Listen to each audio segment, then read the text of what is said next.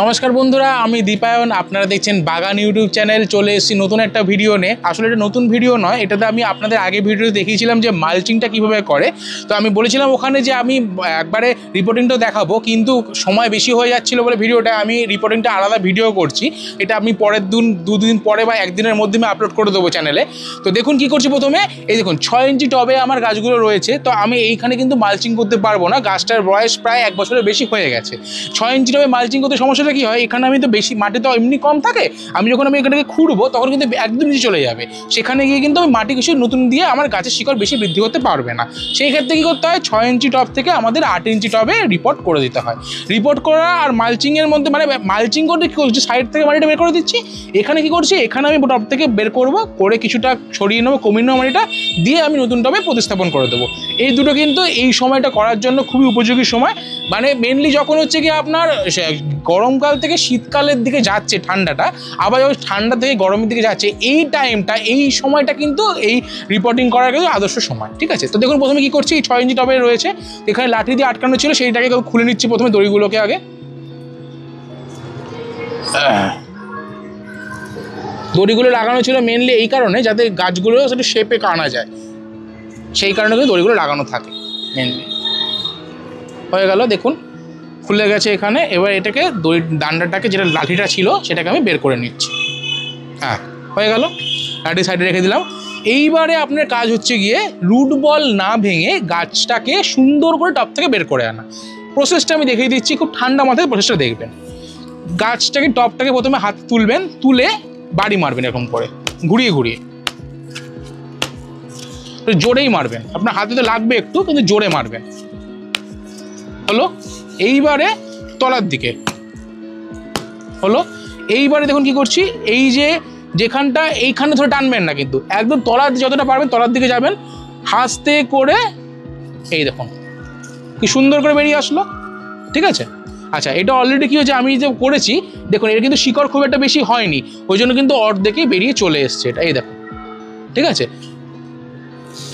দেখুন তলার দিকে কিন্তু আর কোনো শিকড় নেই, যে এইটুকুনি ছিল, এইটা পার্টটা আলাদা করে বেরিয়ে চলে এসছে। ঠিক আছে, আচ্ছা, এইবারে কি করব, এইটাকে আমি ওপর থেকে সাইড থেকে ছাড়িয়ে দেবো, আস্তে আস্তে ছাড়িয়ে দেবো।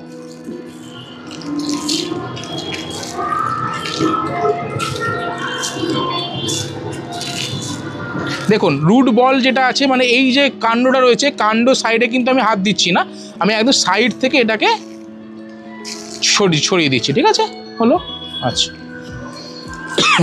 এই যে হলো জিনিসটা। এইবারে এই যে টব রয়েছে, 8 ইঞ্চি টব রয়েছে, এখানে আমি প্রথমে কি করেছি, খোলাম কুচি দিয়ে ফুটোগুলোকে আটকে দিয়েছি, তার উপরে কিন্তু মাটি দিয়েছি। এটা যদি আপনি জানতে কি করতে প্রসেস, সেটার জন্য আমার আলাদা ভিডিও করা আছে, বেলি জুঁই ফুল গাছের যে ভিডিওটা রয়েছে সেটা আপনারা দেখে নেবেন, সেখানে কিন্তু পুরোপুরি দেখানো আছে। এখানে সময় তাড়াতাড়ি করার জন্য আমি কিন্তু আর আলাদা করে আপনারা দেখাচ্ছি না, আমরা কিন্তু এখানে কিছুটা আমি মাটি ভরে রেখেছি। এরপরে দেখুন, এটা আমি যখন বসাতে যাব, এটা অনেকটা নিচে চলে যাচ্ছে, কিন্তু এত নিচে বসাবো না, সেই কারণে তলার দিকে আমি আরেকটু মাটি অ্যাড করছি। গাছটা থাক এরকম।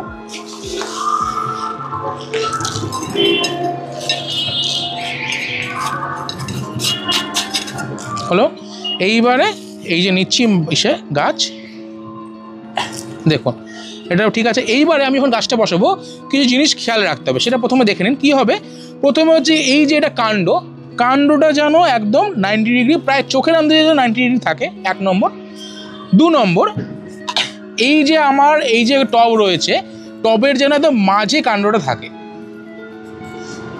ঠিক আছে, দেখুন চোখের আন্দাজে দেখে নেবেন, এটা আমাকে বলছি না স্কেল দিয়ে একদম আপনাকে বসতে, কিন্তু মোটামুটি চোখের আন্দাজে দেখে নেবেন যে আমার এটা মাঝামাঝি রয়েছে কিনা। আপনারা আঙুল দিয়ে দেখে নিতে পারেন, দেখুন মাঝখানে আছে, এই দেখুন মাঝখানে আছে। ঠিক আছে, এটা কি কেন করছি, কারণ এরপরে যখন আমি এখানে খাবার প্রয়োগ করবো মাটির সাইড দিয়ে, আমার যদি কাণ্ডটা সাইডে চলে আসে যে কোনো একটা দিকে, তাহলে কী হবে, আমি সমানভাবে সব দিকে ছড়াতে পারবো না। সেই কারণে কাণ্ডটাকে মাঝখানে রাখতে। আমরা কিন্তু গাছের ডাল যেদিকে থাকুক অসুবিধা নেই, আমার কাণ্ডটা যেন মাঝখানে থাকে। ঠিক আছে, এটা একটু মোটামুটি চেপে নিয়েছি, দেখুন ভালো করে চেপে নিয়েছি, নড়বেন আর। ঠিক আছে, এইবারে কি করব, সাইড থেকে মাটি দিয়ে দেবো। এটাকে এমনভাবে চেপে দিচ্ছি, এটা কিন্তু আর নড়ছে না। দেখুন এটা কিন্তু সমানই আছে, একদম 90 ডিগ্রি আছে, এখানে হেলে দুলে নেই কোনো দিকে, একদম মাঝখানটাই আছে। এইবার একটু ধরে নিয়ে এবার সাইড দিয়ে এইভাবে চেপে দিচ্ছি। এতে করলে কি হবে, আপনার যে রুটটা রয়েছে গাছটা মেনলি, সেটা একটা জায়গায় সেট হয়ে যাবে। এরপরে আর আপনি যত যাই করুন না কেন গাছটা কিন্তু নড়বে না, ঠিক আছে? একটু চেপে চেপে দিতে হবে।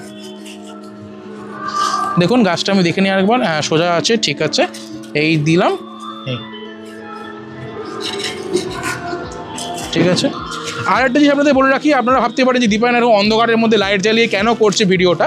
মেনলি যখনই আপনারা রিপোর্টিং বা মালচিং করবেন না, একটু বিকেলের দিকে, মানে একদম সন্ধ্যের দিকে করবেন, একদম কড়া সূর্যলোকে করবেন না, তাতে কী হয় গাছ কিন্তু অতটা স্ট্রেস পায় একটু বেশি পরিমাণে, ঠিক আছে? সেই কারণে আপনারা চেষ্টা করবেন একটু বিকেলের দিকে বা এই সময়টা আপনি যদি যেখানে আপনারা গাছ করেন, বাগান করেন, সেখানে যদি লাইটের ব্যবস্থা থাকে তাহলে আপনারা একটু বিকেল করবেন। আর এখন তাড়াতাড়ি অন্ধকার নেমে যাচ্ছে, সেই কারণে আপনারা দেখছেন যে চট করে আমার অন্ধকার হয়ে গেল। আমি কিন্তু বিকেল শুরু করেছিলাম আগের ভিডিওটাও, চট করে অন্ধকার হয়ে যাচ্ছে।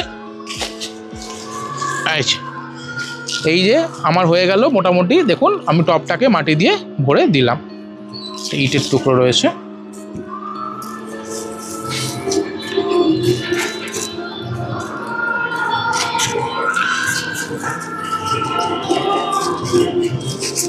দেখুন এই যে কি করলাম, আমার যে এই যে গ্রাফটিং পয়েন্টটা আমার উপরে রয়েছে, এই কাণ্ড তলায় রয়েছে, এইখানে আমি কিছুটা ফাঁকা জায়গা রাখলাম। কেন রাখলাম?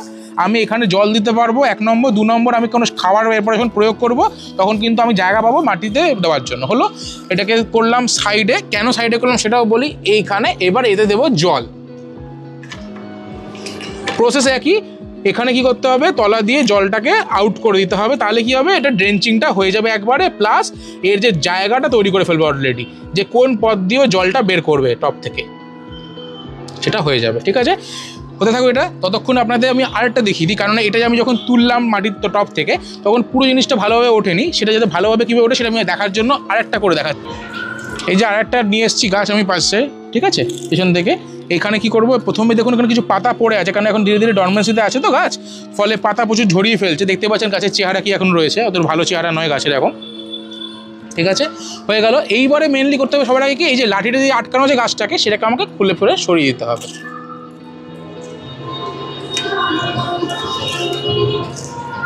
এইটা মেনলি আমি দিই একটাই কারণে, যে গাছটাতে একটুখানি শেপের মধ্যে থাকে, কারণ আমার তো এই জায়গার মধ্যে থাকে পুরো গাছটা, যাতে ডালপালাগুলো এত সাইডে অনেকটা ছড়িয়ে না যায়, একটা জায়গার মধ্যে থাকে, সেই কারণে আমি ডান্ডাগুলো দিয়ে গাছটাকে একটু বেঁধে রাখি, ঠিক আছে? এই যে ডান্ডাটা বের করে দিলাম, হয়ে গেল, ঠিক আছে? দেখি এবার এটা খুব সুন্দর করে রুট বল সমেত বেরিয়ে আসে কিনা, খুব ভালোভাবে দেখি।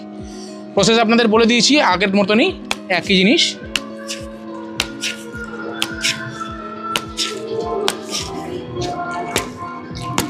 হলো, আচ্ছা,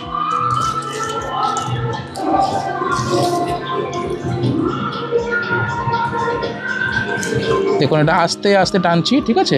এই দেখুন, এই যে দেখেন কি সুন্দর করে বেরিয়ে এসছে জিনিসটা। এটা আগেরটাও বেরিয়ে আসতো, কিন্তু মাটিটা না একটু তলার দিকে ভেজা রয়েছে, সেই কারণে পুরোটা ভালোভাবে বেরিয়ে আসেনি। আচ্ছা, এইবার দেখুন কি করতে হয়, এটাকে এই যে তলার দিকে না বালি দিয়ে, আমি প্রথমে যেটা আপনাদের দেখবেন আগের ভিডিও দেখলে বুঝতে পারবেন, তলায় আমি একটু বালি দিই, আর এই যে টুকরোটা থাকে, এই টুকরোটা হচ্ছে গিয়ে আমরা যে এই যে খোলামকুচি বলে এটাকে, এই যে তলার যে ফুটোটা থাকে সেটাকে বন্ধ করার জন্য থাকে, এটা সাইড করে দিলাম। এইবার দেখুন কি করছি, তলা থেকে কমিয়ে দিচ্ছি, তলা থেকে মাটিটাকে কমিয়ে দিচ্ছি। কমাতে গিয়ে দেখবেন কিছু কালো কালো শিকড় কিন্তু এখান থেকে বেরোচ্ছে, ঠিক আছে? সেই কালো শিকড়গুলোর কিন্তু আর এখন কাজ নেই, কারণ সেগুলো অলরেডি খাওয়া সংগ্রহ করে গাছের জন্য তারা এখন হাঁপিয়ে গেছে। এখন সাদা শিকড় যেগুলো আছে সেগুলোই ওরা গাছের কাজ করছে, খাবার জোগাড় করছে। ফলে কালো শিকড়গুলো আমরা যদি আলাদা করে দিই গাছ থেকে, গাছে একটু হালকা হবে, গাছে কিন্তু কোনো ক্ষতি হবে না, ঠিক আছে? এরকম সাইড থেকে কীরকমভাবে করছি, একদম মাঝখানে কিন্তু আমি কিচ্ছু করছি না, দেখবেন ভালো করে। মাঝখানে কখনো কোনো গাছের মাঝখানে আপনারা হাত দেবেন না, কেন কি মাঝখানটায় ওরা শিকড়টা জড়বদ্ধভাবে থাকে, তো সেখানে যদি আপনারা কিছু খোঁচাখুচি করেন গাছ কিন্তু স্ট্রেস পাবে এবং গাছ মরেও যেতে পারে। সেই কারণে গাছের মাঝখানটা কখনো হাত দেবেন না, মানে হাতের মধ্যে অনেক খোঁচাখুচি করবেন না, হাত তো অবশ্যই দিতেই করতেই হবে, কিন্তু খোঁচাখুচি কখনো মাঝখানটায় করবেন না। দেখুন সুন্দর করে তলার দিকে বের করে দিলাম, ঠিক আছে? যেগুলো কালো শিকড় ছিল সেগুলোকে আমি আলাদা, এক্সট্রা শিকড়গুলোকে আমি আলাদা করে দিলাম। দেখুন ছোট্ট একটা রুট বল তৈরি হলো, ঠিক আছে? হয়ে গেল। আচ্ছা, এটাকে আমি আলাদা করে রাখি। আচ্ছা, এইবার কি হবে, এই যে এখানে জল দিয়েছিলাম আমি, জলটা টেনে নিয়েছি, কিন্তু জলটা তলা দিয়ে এখনো বেরোয়নি, তাই একটু জলটা একটু অ্যাড করে দিচ্ছি। হ্যাঁ,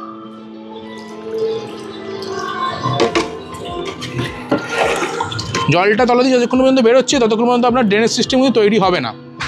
তলা দিয়ে বেরোলে তবে কিন্তু আপনার ড্রেনেজ সিস্টেম তৈরি হবে। চলে আসি আবার এই গাছে। নিলাম এটাকে, পুরোনো মাটিকে সাইড করে দিলাম, নিলাম নতুন টব। এইবারে আমি আবার আগের মতন চেক করে নেব যেটা কতটা নিচে চলে যাচ্ছে। দেখুন এটা অনেকটা নিচে চলে যাচ্ছে, এতটা নিচে গেলে হবে না, আমাকে তলায় আরেকটু মাটি ভরাট করতে হবে। ঠিক আছে, এটাকে রাখি আলাদা করে। হ্যাঁ,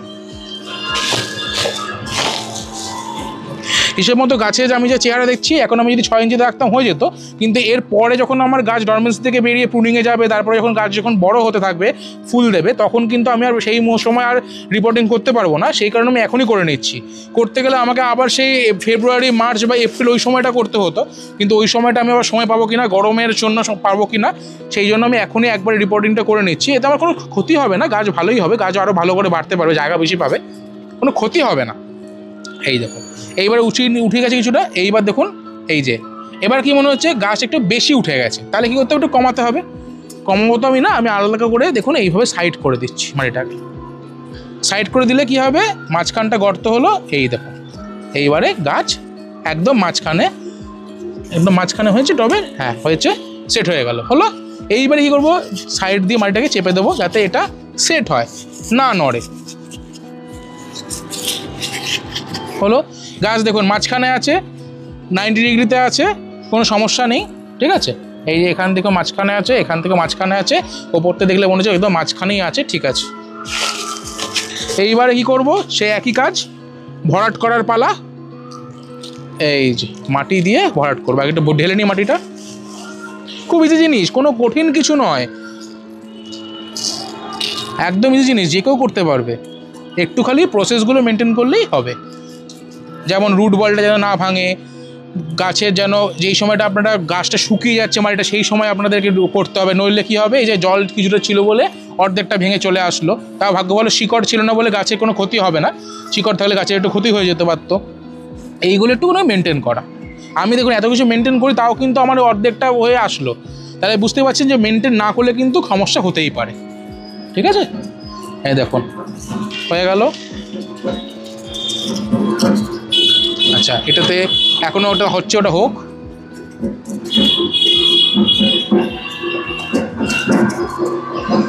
আর একটু লাগবে,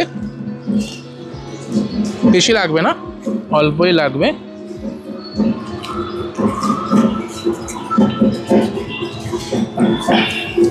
পরে দরকার পড়লে যখন জল দেবো, তারপরে তো মাটি দরকার পড়লে দেওয়া যাবে না, ফলে আগেই বেশি মাটি দিয়ে লাভ নেই, যাতে জলটা নিতে পারে সেই কারণে দিতে পারে, অল্প জায়গা রাখতে হবে, পরে দরকার পড়লে আবার মাটি চাপা দেওয়া যেতে পারে।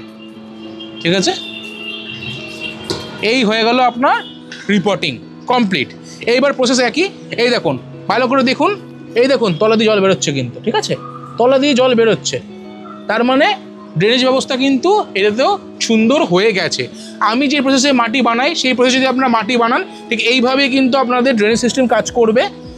একদম পরিষ্কারভাবে দেখতে পাচ্ছেন যে তলা দিয়ে কিন্তু জল বেরোচ্ছে, সুন্দর করে জল বেরোচ্ছে। ঠিক আছে, বুঝতে পারছেন নিশ্চয়ই, ক্যামেরা বোঝা যায়, যতটা বোঝা যাচ্ছে নিশ্চয়ই জল বেরোনো শুরু হয়ে গেছে।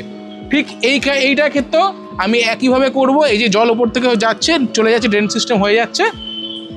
এটা যে রিপোর্টিং করলাম, এখানেও সেম প্রসেস করব, আর আপনাদের দেখাচ্ছি না, দেখিয়ে আমি আর সময় বাড়াতে চাইছি না। ঠিক আছে, তো প্রসেস একই, এরপরে খালি জল দেবো, দিয়ে জল ড্রেন হয়ে যাবে, আপনার কমপ্লিট রিপোর্টিং করা কমপ্লিট। ঠিক আছে, এই ভিডিও আর বাড়াচ্ছি না। যদি আপনাদের অবশ্যই ভিডিওটা ভালো লেগে থাকে, তাহলে অবশ্যই একটু লাইক, শেয়ার, সাবস্ক্রাইবটা করে দেবেন। অবশ্যই আপনারা বেল আইকনটা ক্লিক করে রাখবেন, ফলে আর নতুন ভিডিও যেগুলো আমি দেবো সেগুলো অবশ্যই আপনারা আগে পেয়ে যাবেন। ঠিক আছে, এইভাবে আমার পাশে থাকবেন।